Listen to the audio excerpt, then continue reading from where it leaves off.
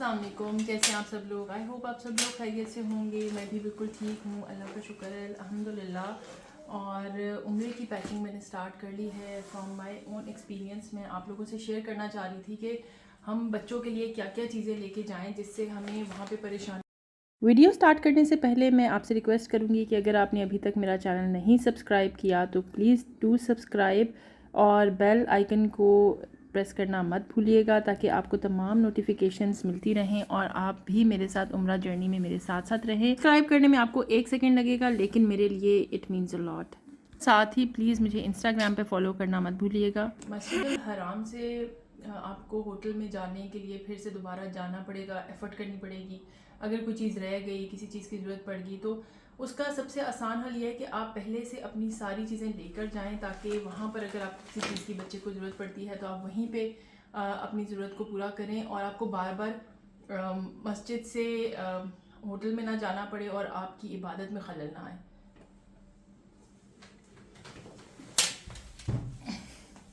सबसे पहले तो आप ये ख्याल रखें कि आप बैग इस तरह का लें, बैकपैक हो जो आप ऊपर से भी इसको होल्ड कर सकते हैं और इसको आप पहन भी सकते हैं। पहनना इसलिए इजी रहता है कि ड्यूरिंग तवाफ़, जब आप उम्रा करें, तवाफ़ के दौरान, सही के दौरान आप इसको इजीली पहन सकते हैं और इसको पहनने से सारा जो वज़न है वो आपके शोल्डर्स पे आता है। अगर आपने इवन बेबी को कैरी भी किया हुआ है, बच्चे को, तो भी आपको इसको उठाने में, इसको कैरी करने में प्रॉब्लम नहीं आएगी। तो ये बहुत एक यूज़फुल चीज़ है बच्चों के लिए। आप जब कहीं भी ट्रैवल कर रहे होते हैं तो आपके लिए बहुत काम आता है बैकपैक। तो बेबी बैग हमेशा आई वुड प्रेफर कि आप बैकपैक ही लें बजाय सिर्फ होल्ड। कुछ बैग्स ऐसे होते हैं जो सिर्फ होल्ड करने वाले होते हैं, तो बैकपैक का फ़ायदा ये है कि आप इजीली उसको कैरी कर सकते हैं। ओके, सबसे पहले तो मैं रखती हूँ डिग्निटी शीट। ये डिग्निटी शीट आपको मेडिकल स्टोर से मिल जाती है, आप डिग्निटी शीट के नाम से मिलती है।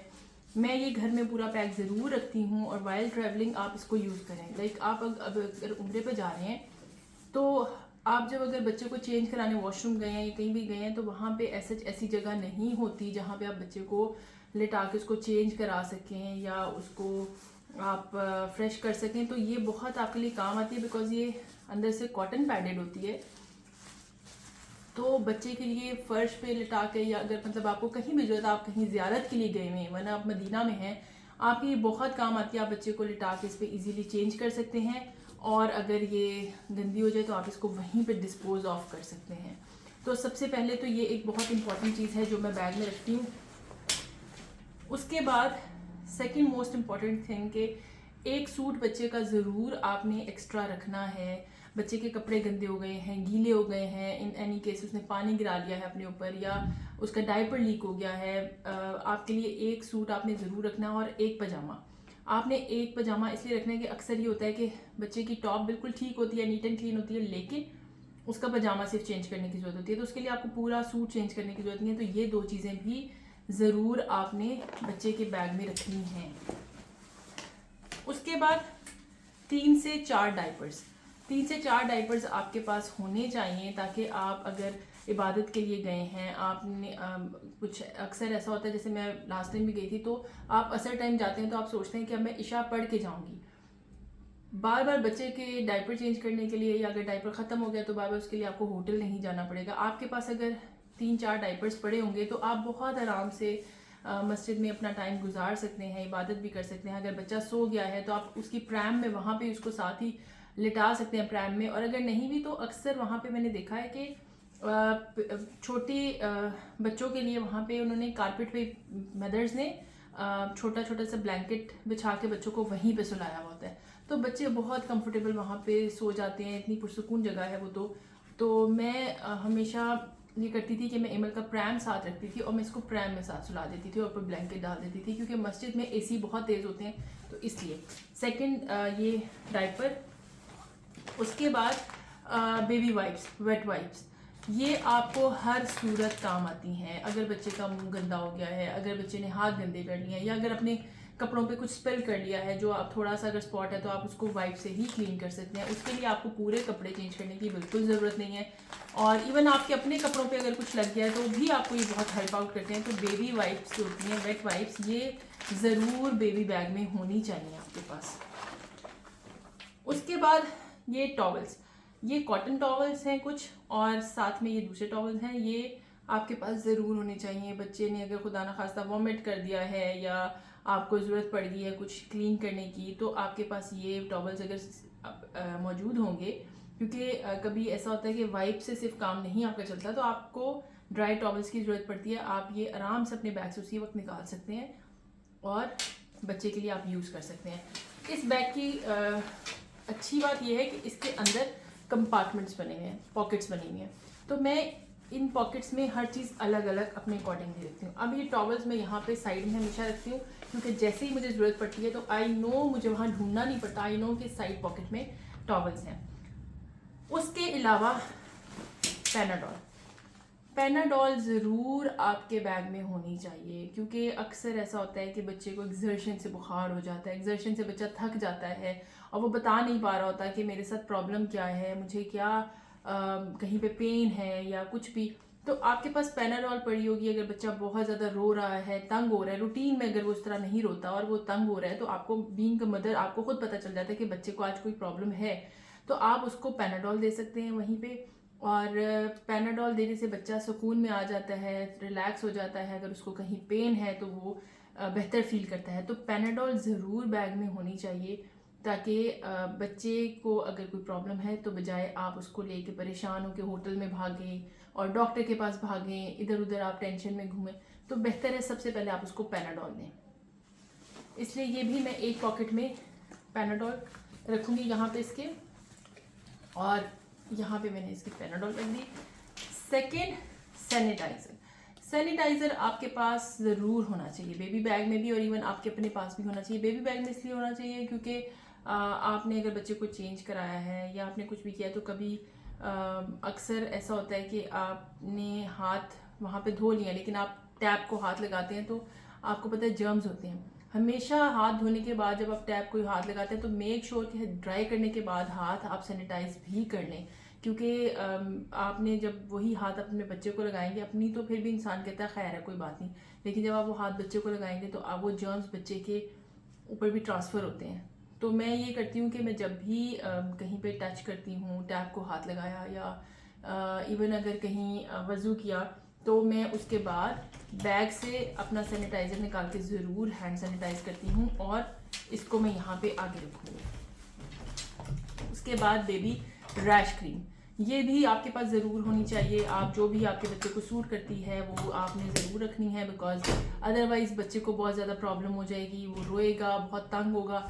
तो जैसे ही अगर थोड़ी बहुत रैश हो तो आपके पास रैश क्रीम ज़रूर होनी चाहिए, so you can use it easily. इसको भी मैं आगे एक पॉकेट में रखूँगी। उसके बाद एक एक्स्ट्रा पेयर ऑफ सॉक्स आपने बच्चे को वैसे भी पहनानी है, वहाँ पे मस्जिद में बहुत ठंड होती है, पाँव बच्चों के ठंडे हो जाते हैं, और आपने ये करना है कि आपने एक एक्स्ट्रा पेयर ऑफ सॉक्स ज़रूर रखना है, क्योंकि इन केस अगर बच्चे के सॉक्स गीले हो गए हैं तो आपके पास एक सॉक्स का पेयर होगा, तो आप बहुत ईजीली बच्चे को उसी वक्त चेंज कर सकते हैं। So I am going to put it in one pocket. उसके बाद फिर है लोशन एंड बेबी ऑयल।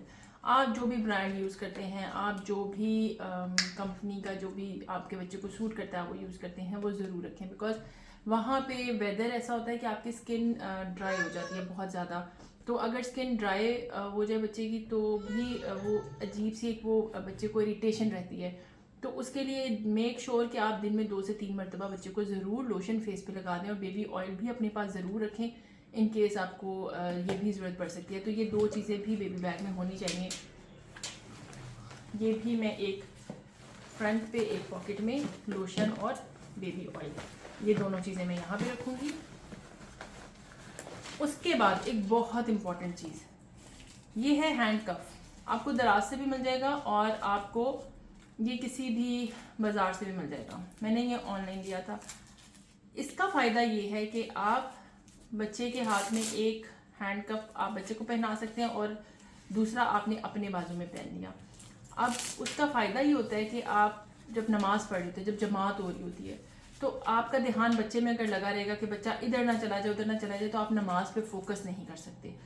उसके लिए बहुत एक अच्छी चीज़ है ये कि आपने ये हैंडकफ एक अपने हाथ में पहन लिया और एक आपने बच्चे के हाथ में पहना दिया। उसका फ़ायदा ये होगा कि जितना ही स्ट्रेच होगा बच्चा उतना दूर तो जाएगा, लेकिन आफ्टर ऑल वो वापस आपके पास फिर आएगा।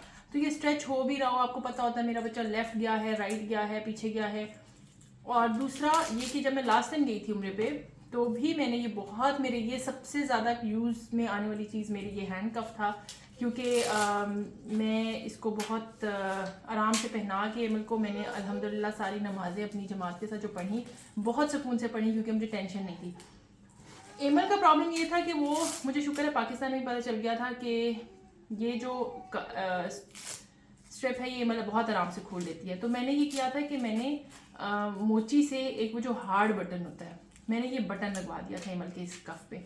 तो ये एमल को खोलना नहीं आता, ये थोड़ा सा हार्ड होता है, जो मोची बटन लगाते हैं शूज़ के ऊपर ये थोड़ा सा हार्ड होता है, बच्चे नहीं खोल सकते। तो मैंने ये इसके ऊपर लगा दिया था ताकि एमल इसको खोल ना सके, और बहुत ये मेरा एक आइडिया अच्छा था जो मेरे बहुत काम आया।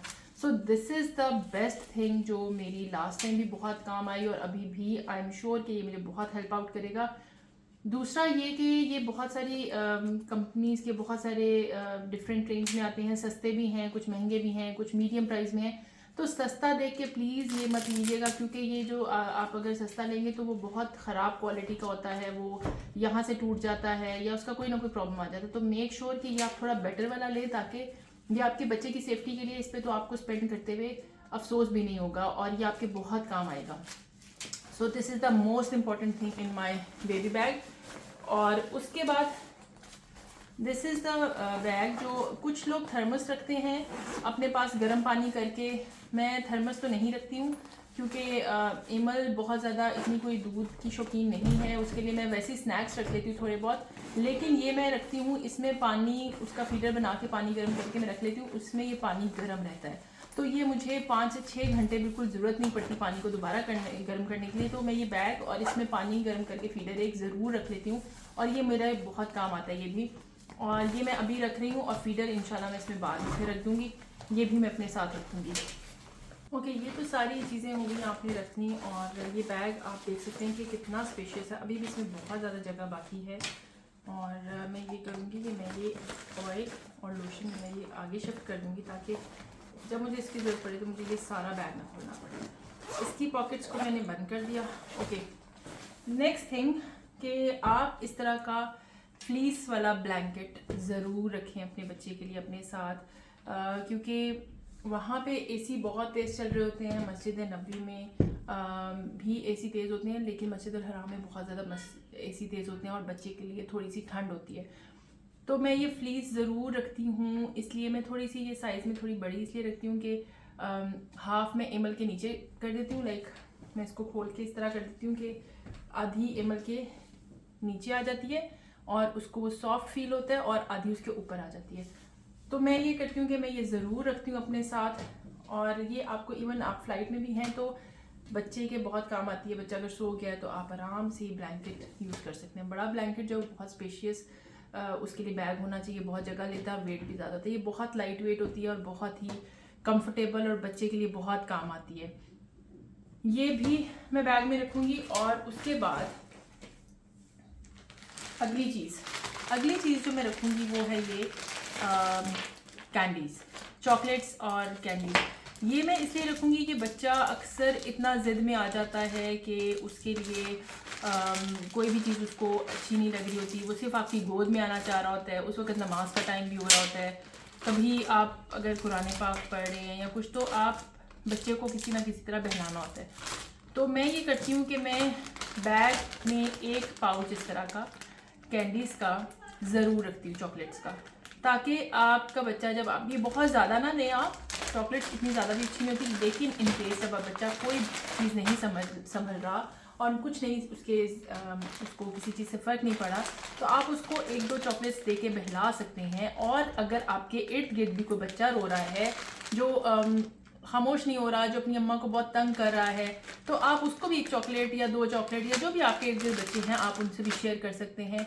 और आप देखेंगे कि आपकी उम्रा जर्नी बहुत अच्छी रहेगी। आप इन छोटी छोटी चीज़ों का अगर ख्याल रखें तो आपको बिल्कुल भी प्रॉब्लम नहीं आएगी। दूसरा ये कि अक्सर मदर्स को मैंने कहते सुना है, लास्ट टाइम जब मैं गई थी तो कुछ मदर्स बहुत ज़्यादा परेशान हो रही होती थी। वो ये कहती थी कि हमारा बच्चा तो जो है वो हमें नमाज़ नहीं पढ़ने दे रहा, बहुत रोता है, हम क्या करें। और कुछ मदर्स तो रो पड़ती थी कि हम जमात के साथ नमाज़ नहीं पढ़ सकते। तो मैं यही कहूँगी कि आप अल्लाह ताला बेहतर जानते हैं, आप परेशान ना हुआ करें, क्योंकि अल्लाह ताला जानते हैं अगर जिसने आपको वहाँ पे बुला लिया तो इसका मतलब वो अल्लाह की ज़ात आपसे राज़ी है और वो जानती है कि अल्लाह ताला ने आपके ऊपर जो जिम्मेदारियाँ दी है आप वो भी तो पूरी कर रही हैं। सो इन चीज़ों से परेशान ना हुआ करें। अक्सर बच्चों के साथ कुछ चीज़ें हम उतनी अच्छी नहीं कर सकते जिस तरह हम करना चाहते हैं, लेकिन अल्लाह ताला नियतों के हाल जानते हैं। आई होप ये वीडियो आपके लिए हेल्पफुल साबित होगी, और अगर आपको कोई भी इन चीज़ों में से आपके काम आए, आप इस तरह पैकिंग करें तो प्लीज़ दुआ में ज़रूर याद रखिएगा। इंशाल्लाह आपसे फिर अगली वीडियो में मुलाकात होगी। अल्लाह हाफिज़।